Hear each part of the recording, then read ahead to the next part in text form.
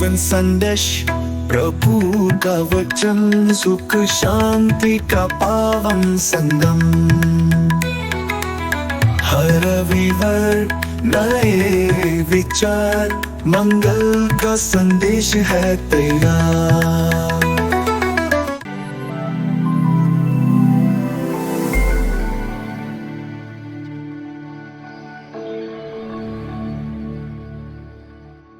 आप सबों को जय यीशु क्रिस्त में मेरे भाइयों और बहनों, चालीसा के इस तीसरे रविवार का सुसमाचार हमें फलहीन अंजीर के पेड़ की दृष्टांत पर चिंतन करने का निमंत्रण देता है। यह दृष्टांत हमें दो मुख्य विषयों पर ध्यान केंद्रित करने के लिए प्रेरित करता है: ईश्वर का सहनशीलता, ईश्वर का करुणा और हमारा पश्चाताप, God's patience and our conversion. डाकबारी मालिक बड़े विश्वास के साथ लगातार 3 सालों से फल खोजने आता है, लेकिन उसे कोई फल नहीं मिलता क्योंकि वह पेड़ बंजर है। इसे निराश होकर मालिक यह फलहीन अंजीर का पेड़ को काटकर दूसरा पेड़ लगाने पर विचार करता है और डाकबारी के माली से इस पेड़ को काटने का आदेश देता है ताकि जमीन का अनावश्यक उपयोग ना हो।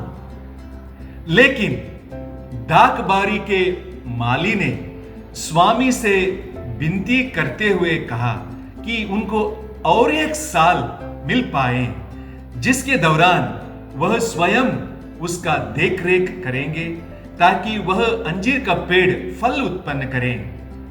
मेरे भाइयों और बहनों, इस दृष्टांत में पिता परमेश्वर डाकबारी का स्वामी है, डाकबारी का मालिक है और प्रभु यीशु इस डाकबारी का माली है।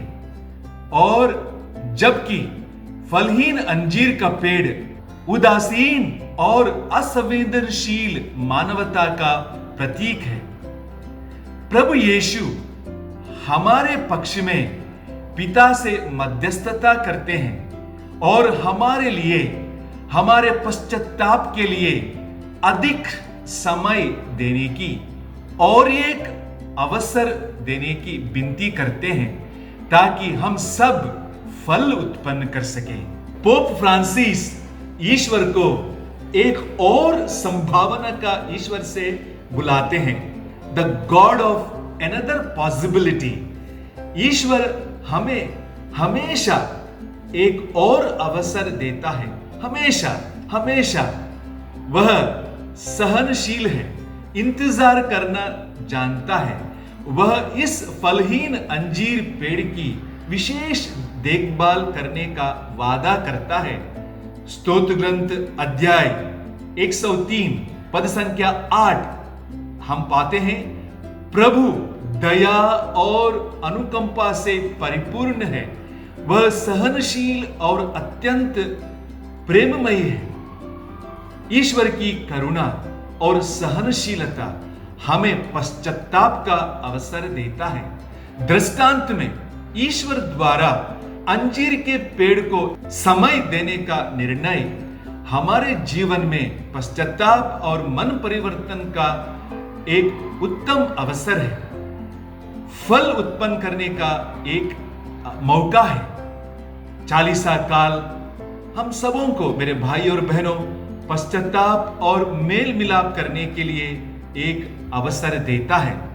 तो आइए मेरे भाई और बहनों, इस 40 काल में हम पश्चाताप करते हुए प्रभु से कृपा मांगे कि वह हमारे फलहीन जीवन को शुद्ध और पवित्र करें और फलदार वृक्ष के सदृश बना दे। आमेन।